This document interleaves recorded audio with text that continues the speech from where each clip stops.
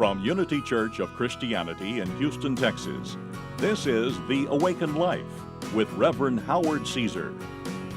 Unity is a non-denominational Christian church providing a positive, practical, and progressive approach to Christianity. Let's join the service in progress with the Reverend Howard Caesar. You know, here at Unity, one of the things that we emphasize is the idea of honoring all spiritual paths and respecting wherever others may be on their spiritual path. That's a very private and sacred thing that is an individual choice, so we honor that. And those of you who watch us on TV, may not know, but every Sunday in our opening prayer to open the worship service, we always include in the prayer a blessing of all churches, all religions, and all spiritual paths. And that only makes sense in terms of what unity really means, obviously. You know, we're all united in the same God which is a loving God of all of us. Doesn't matter what church we go to, or if we go to no church, God remains love. And there are no exceptions, really, regardless of the differences that there might be in theology, in doctrine or dogma or emphasis that takes place in the respective places from one religion to another or from one denomination to another. One of the differences, and not necessarily a big difference, but kind of a small one, is that although most of Christianity of the West really places a lot of emphasis on the idea of salvation, we in Unity, at least speaking for myself and at least speaking for this ministry, this Unity ministry, we place our emphasis a great deal on the word awakening and on the idea of spiritual awakening. That's not making the idea of salvation wrong. That's certainly helping a lot of people, has helped a lot of people. It's just our emphasis. And in fact, in our approach, the salvation that we believe in is the idea that we're being saved, and we are, but basically our process is being saved from ourselves. I don't know if that's how a more traditional Christianity would put it, but we are being saved from the separate self that we have all created and been conditioned into thinking that we are. And so that's kind of the process for us. And the separate self actually leads to an experience of life where one is basically separate from others, separate from themselves. To a degree, they are a stranger unto themselves. And by that I mean a stranger to who are knowing who we really are. And a stranger to our true reality, to our true spiritual self, a stranger to the image and likeness, that made in the image and after the likeness self that we are, or sometimes as we refer to it as the Christ self, this divine self. And so the answer to that idea of separation is what we call awakening, and spiritual awakening. And to awaken implies that we are asleep. And we are asleep to varying degrees. We've been sleeping or been in a dream state or a state of illusion or disillusionment. And we are in varying degrees of sleep and wakefulness. All of us are in varying degrees of that. And for me, I just want to convey that really nothing could be more important in this life than awakening. To me, that's what it's about. That's what we are here for, is to really awaken. Awaken into what? Awaken into the truth of who we are, and then to be that.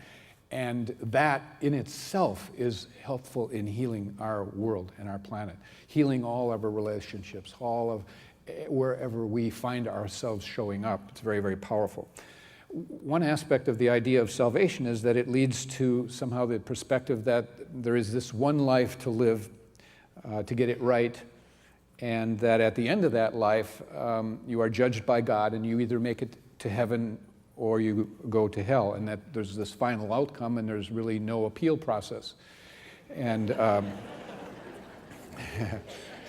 and it appears to have built into it the concept of duality or separation. You know, it seems to be saying that God is in heaven, and that our good, therefore, is with God in heaven, and we need to somehow get ourselves to where God is there in heaven. And the emphasis of awakening is that God is here, and our good is here right now. And we simply are not awake to that. And God is everywhere, and the allness of God is everywhere. And that's what we're waking up to. It's not a matter of going somewhere geographically. It's a matter of waking up wherever you find yourself. And you are here. Therefore, you have a divine appointment with this moment and the next moment to be as fully receptive to the movement of the divine in and through you as potentially possible. And so, with awakening, really the whole structure of separation begins to dissolve. And, you know, Jesus was about awakening. He was about awakening humanity to what he knew and what he experienced as the truth, okay? And he said, and knew the truth about us being one and awakening to oneness. He said, I and the Father are one, and he wanted us to move into that. And so he was an example of living and modeling this consciousness of being one with the light of God. And so we know that he said, I am the light of the world. And then he also said, you are the light of the world. And so he was trying to say, as much as I am a light, you are a light, you're just not awake to it. And so we're not being a light in the world. Why? He said, because it's covered over. What is it covered over with? Well, it's covered over with the darkness of sleep, meaning the darkness of ignorance, the darkness of misunderstanding, the darkness of disillusionment or illusions, misperceptions, the darkness of false beliefs, the darkness of worldly conditioning that you have bought into that is not accurate and true about you. And so we're living, I feel, in a very unique and special time in which awakening is happening, like no other time. For many a person, all around the world, all around the planet. I think those who are sensitive to these things are recognizing that there is a new and powerful wave of awakening that is happening. Some of you may not see it, may not be in touch with it or necessarily agree, but many, and I totally agree. You know, the door of awakening, I believe, has seemingly swung open wider than at any other time. It's a great time to be alive. There would be those who would dispute this, as I say, and that's because there's still lots of craziness going on in the world. There's still, you know, conflict and war and nonsense that goes on. And yeah, you can find that if you want to look at it. However, just as there was a period in our history that was referred to as the Renaissance, where things went on that after you left that period of time, looking back, you called it a significant period of a shift, of a change, of creativity and arts and all these kinds of things. And you didn't know it until you looked back at it. And I think based on that this could be a time that we're living in, a kind of a renaissance that has to do with spiritual awakening. And so more and more people, you know, from all over the world really, and from varied backgrounds and their history of religions, religious experience can vary. They're beginning to describe spiritual awakening as an unmistakable realization that who we are is the oneness of life. Who we are is about oneness. It's not separate. And that's really how they speak of it, really. Many who are spiritually sensitive to these changes in consciousness have stated that there appears to have been a shift in the perception of many people, a shift in the perception as to what is possible, that there's a whole new sense of what is possible to them.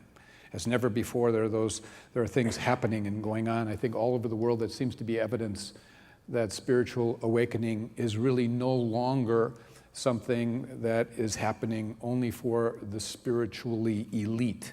In other words, it's not only for the person who goes to a cave and meditates for 30 years or has to have a guru and teacher that they sit by for years.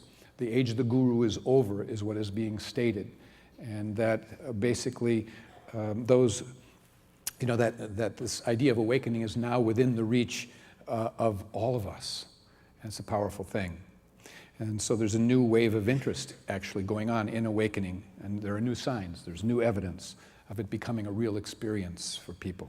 And, you know, you have had to have heard about the word, the golden age, like the Golden Age has come, or we've entered into it, the Age of Aquarius. They've talked about these things. I know it sounds a little bit New Agey or hippie-ish, but, you know, and we can cynically brush it off. But what if it's true? You know, what if it's true? And, you know, do you want to have your heads in the sand? Do you want to miss this? Do you want to stand in the consciousness that represents biblically Pontius Pilate, who piloted his energies and steered his energies according to what the chief priests and the elders of that day told him to do, which was to snuff out the physical Jesus Christ that had come as a light? That's really what Pontius Pilate was about. And so we can be cynical, we can be skeptical, we can say it doesn't fit our current theology like they did in that time. This guy doesn't fit us in our time, is what they said about Jesus. Be gone with him. Just forget it. You know. But there's a real shift happening in the world, and more people are waking up and having real, authentic experiences or glimpses of reality. That's the word, reality. So I want to talk a little bit about that this morning, and what awakening is, give you a better sense of it, put some light around it. We've always said at Unity that we are positive, practical, and progressive, and today's talk is fairly progressive, okay? So buckle in. So what is it that we are awakening out of? What are we awakening from? Well, we've said it is to awaken out of one's familiar sense of self, separate self, out of one's familiar sense of experiencing the world that we see, and into a much greater reality, into a perception that is beyond anything that we have previously known or knew existed. It is a whole shift in our perception. And these experiences of awakening differ from one person to another. For some, it is a sustained kind of an experience, and for others, it begins simply as a momentary glimpse. The window opens and closes fairly quickly, but there is a sense of an experience and a shift that takes place as a result of that. In awakening, the sense of separate self fades away or it disappears, and one awakens from this dream of separation that has been created basically by the egoic mind, ego, edging God out, okay? That separate self has been formed out of basically the deluge of ideas and beliefs, concepts and opinions and perceptions that we have had flood into our consciousness. But it is not who we are, you see? And we have identified with many of these things that are inaccurate about us and about the world, and we're living from it. And so it is a shift in one's perception from this small self of who we thought we are to seeing ourselves as something more universal. It's bigger. And spiritual awakening is also a remembering. It's a remembering. You know, more than becoming something we are not, it's also a remembering. Not so much about changing ourselves as it is about remembering who we are. Remembering that part of us that we've always been, really, that we've been held to be in the mind of God, that we were created to be and it got covered over, you know. And in the process, at the same time, this sense of who we thought we are begins to fall away, begins to dissolve. It's kind of a process. And so it's as if this universal spirit that we all draw upon, that we all are, it wakes up to itself. So it really isn't me that is waking up, but the truth of what I am, or what we are, that wakes up to itself, okay? Rather than ourselves waking up, rather than, you know, what we are wakes up from our former selves. Get that? Okay, the opening can sustain itself, or it can be just a glimpse of this kind of new field of life. It can last for a moment, for an hour, for a day, for a week. It can last for months. It varies. And you know, just to share, I personally had an experience back in the late 80s.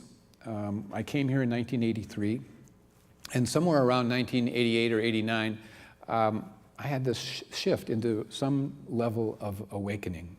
And it gave me at least a glimpse, it gave me a glimmer, it gave me a taste of what life can be like or what it's meant to be. And it lasted actually for about 8 weeks for me.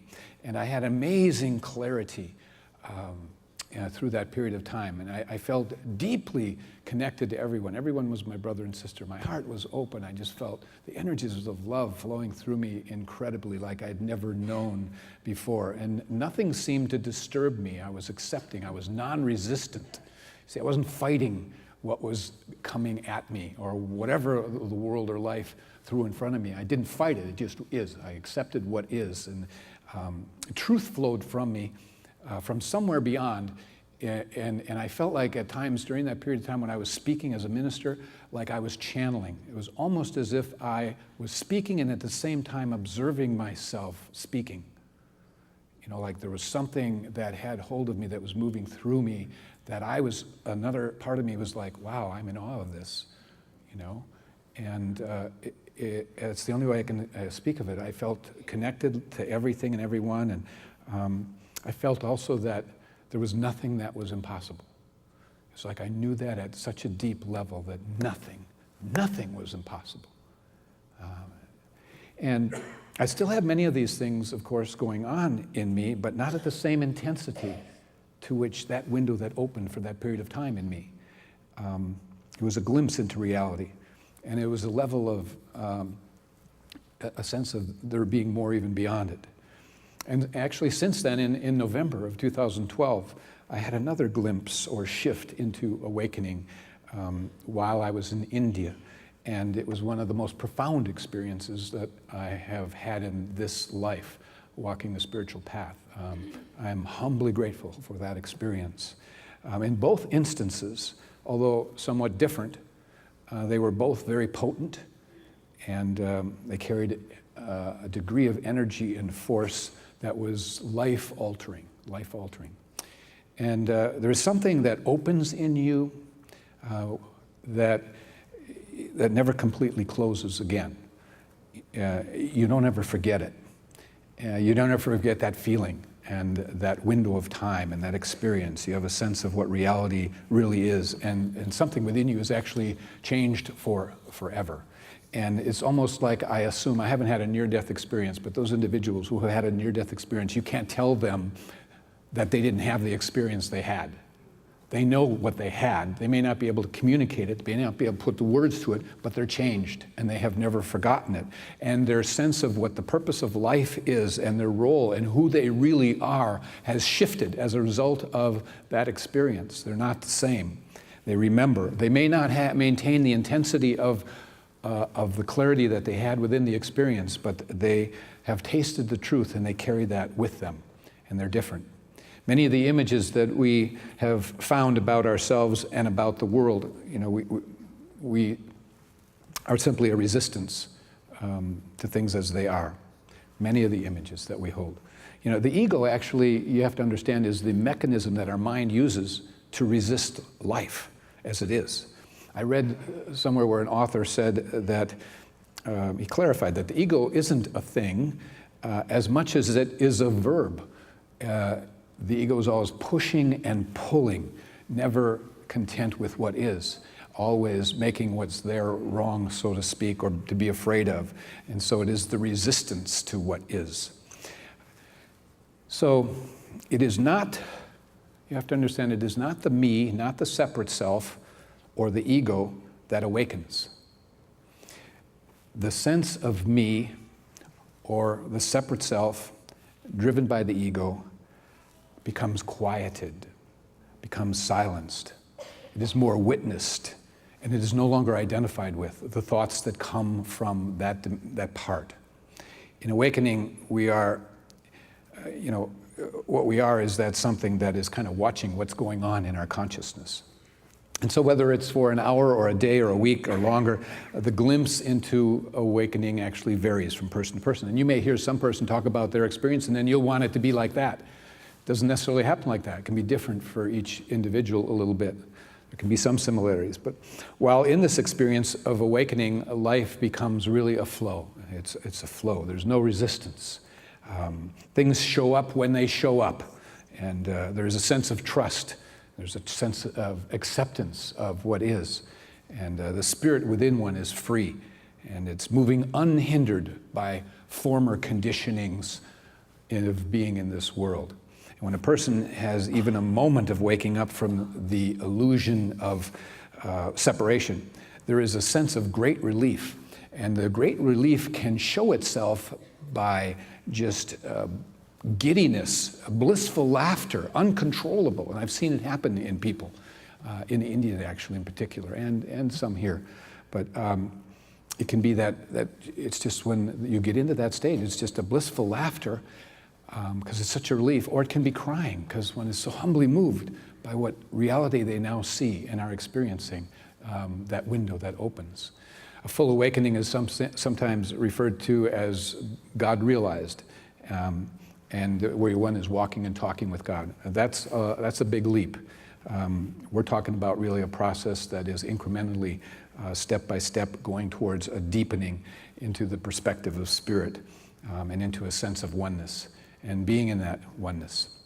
So usually, awakening is a process, and it continues as a result of wanting to continue to deepen, wanting to remember, and quiet oneself down to remembering what is of the truth that is within you, and also to maintain the desire to connect with the divine, to deepen that relationship ongoing and have that bond. Very few, if any, in any period of time, awaken in such a way that there is no further process to undergo. It's not like, boom, you hit the home run, okay? Before awakening, we don't know who we are. We think we are separate in a body, walking around the world. After awakening, we are still walking around this world, but we know we are not limited to a body, and we have a sense that we are not limited to our thoughts. We are not limited by our fears of the past. We are not limited by this world in any way, or limited to our old personalities that we once lived from that do not work or serve us well. We have a more universal sense of our connection to all of life. And the path continues as we let go of our old issues and our charges that we have buried, that have come up every once in a while and blast, or our hang-ups, our issues. There is an ongoing sense of clearing that takes place where the unconscious is filtering things up to be dealt with and just released, dissolved. And it's the stuff that we have stuffed for so long that is finally being released. And out of that, there's a freedom and there's a quietness that takes place as we unhook. Doesn't mean that we can't fall asleep again, okay? Jesus, as you recall, you would think that by being with Jesus, the disciples would have awakened fully and it would have been easy. They were in his presence and all of that. It's not like that. There's still a process that goes on, and there's still a taking a personal responsibility as a soul in that process. You will recall when Jesus was at Gethsemane, and this was near the end of his ministry, and it was before going to the crucifixion or experiencing that. And he was heavy-hearted. He was sorrowful, as the passage says. And so he wanted to go apart a while and pray. And so he took along with him the two sons of Zebedee and Peter.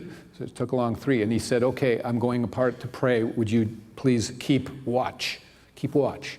And so he went and prayed for a time and returned. When he returned from praying, he found that the disciples were asleep. And he said to Peter, he said, what is this? Could you not stay awake for even 1 hour? He said. The spirit is willing, but the flesh is weak. You have to understand that symbolically and metaphysically, Peter represents faith. And our faith goes to sleep a lot, And sometimes in a dire need, as Christ, be watchful, have faith. Still go to sleep. So it's indicative that this can happen. We realize that these are new times for awakening, but in ancient times, people, when they would have awakening experiences, they could go to monasteries and places where individuals understood what was happening for them, and it was accepted, and it was seen as normal.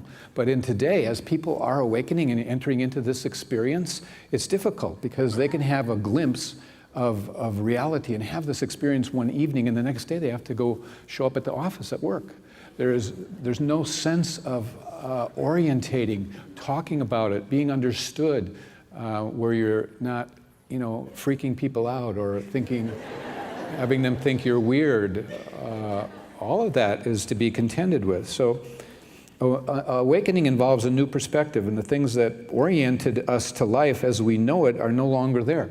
The beliefs that we latched onto and used to define ourselves no longer fit. Much of what motivated us egoically, it just isn't there, and there is the realization that what previously motivated us in life was basically self-centered and kind of selfish.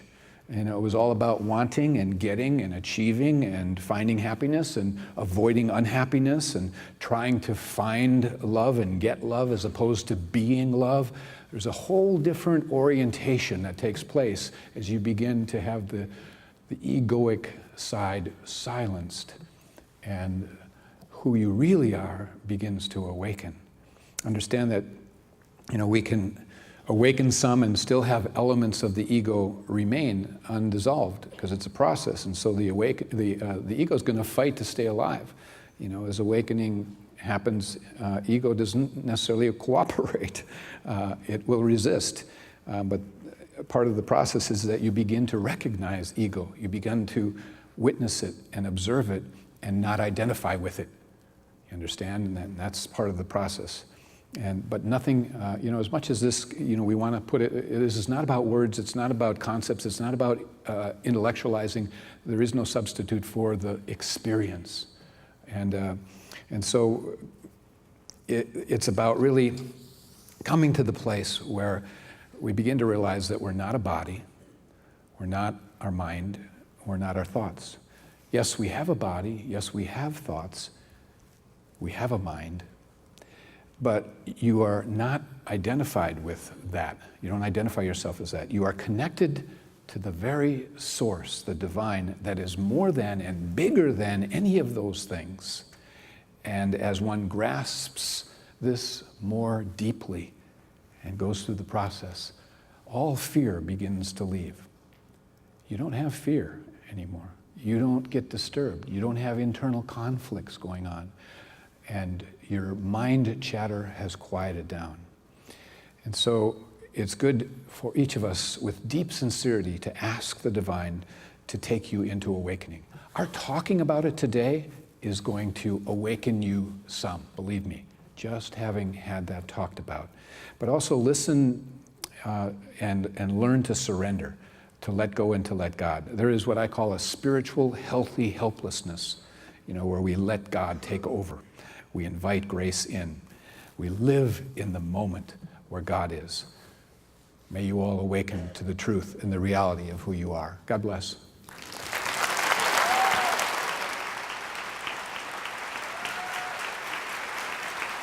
Thank you for joining us for today's message. We invite you to be with us again next Sunday. At Unity, we believe that God's presence of love and goodness is everywhere, and that life is meant to be good. You can find out more about Unity and our teachings at unityhouston.org.